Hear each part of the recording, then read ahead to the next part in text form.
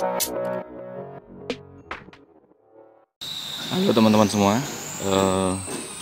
saya mau bikin video tentang hati-hati terhadap pemborong abal-abal atau pemborong yang niatnya adalah ingin menipu konsumennya atau membohongi konsumennya. Jadi banyak sekali tipe pemborong bangunan ya, terutama di Jogja yang saya tahu. Jadi banyak dari mereka yang ingin memborong bangunan, tetapi niatnya adalah untuk mencari uang secara cepat dengan cara membohongi pihak konsumennya. Ada yang menipu dari DP-nya, ada yang menipu dari termin. Maksudnya ketika pekerjaan baru dikerjakan, umpamanya baru dikerjakan pondasinya, minta termin untuk pemasangan bata, ternyata habis itu kabur. Ada juga yang berbohong dari segi kualitas bahan yang dipakai, yang seharusnya menggunakan grade A, ini menggunakan kualitas dengan grade C atau lebih parah lagi. Banyak juga yang berbohong dari tenggat waktu pengerjaan, yang seharusnya seminggu selesai, ternyata bisa 2 minggu bahkan 1 bulan baru selesai. Jadi itu tipe-tipe pemborong yang tidak baik, abal-abal atau pembohong. Ini saya ada 2 pekerjaan bangunan, yang keduanya itu hasil dari pemborong sebelumnya yang menipu pemilik rumah. Yang satu pekerjaan renovasi. Jadi untuk pekerjaan renovasi ini pemborongnya minta nilai sekian. Ternyata setelah pelunasan pekerjaannya belum selesai, baru 50%. Jadi yang 50% tidak diselesaikan, tapi uangnya sudah diambil semua dan kabur. Yang satunya ini adalah bangun baru.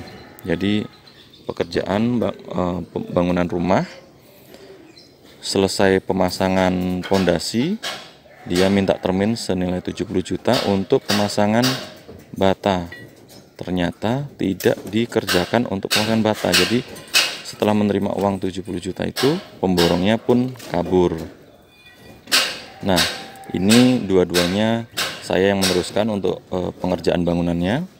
Jadi di sini saya ingin share ke teman-teman untuk hati-hati dalam bekerja sama dengan pemborong. Jangan sampai teman-teman kena tipu atau kena bohong, baik itu dari bentuk finansial, bentuk pembohongan material, ataupun pembohongan waktu.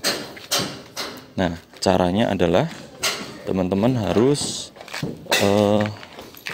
cek dulu latar belakang pemborong yang akan kerjasama. Diutamakan atau kalau bisa teman-teman menggunakan jasa pemborong dari referensi teman atau saudara yang sebelumnya sudah bekerja sama. Kalau tidak ada yang seperti itu, usahakan untuk pemborongnya teman-teman tahu track record pengerjaannya, di mana aja, mengerjakan apa aja. Ataupun teman-teman bisa tahu di mana tempat tinggal atau domisili dari asal pemborong tersebut. Itu bisa meminimalisir teman-teman kena tipu atau kena masalah di proses pengerjaan bangunannya. Kalau ada dari teman-teman yang nonton video ini punya pengalaman mengenai kena tipu dari pihak pemborong, bisa share di kolom komentar.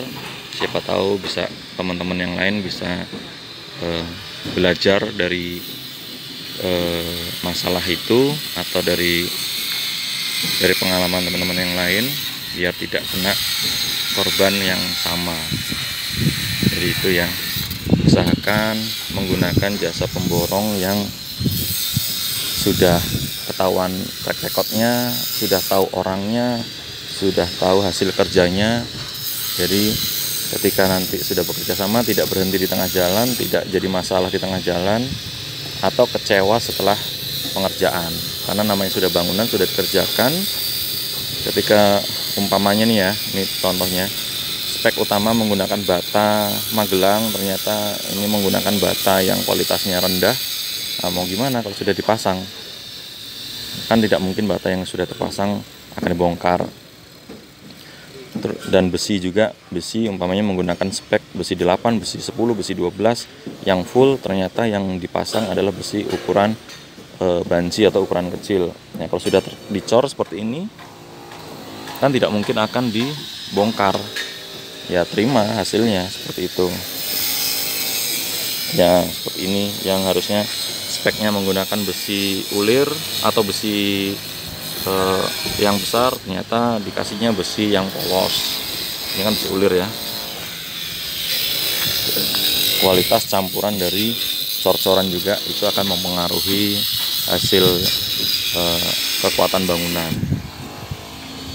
Jadi ini saya sekedar sharing buat teman-teman, kalau mau borong, mau mengerjakan bangunan, usahakan dipelajari dulu siapa pemborongnya. Karena terus terang ini saya sendiri sudah mengerjakan 2 lokasi yang sebelumnya dikerjakan oleh pemborong yang niatnya tidak baik, yaitu dengan cara mereka menipu konsumennya. Oke teman-teman, yang punya pengalaman buruk ditipu oleh pemborong bisa komen di kolom komentar, bisa sharing biar teman-teman yang lain bisa ikut belajar dari pengalaman teman-teman yang lain.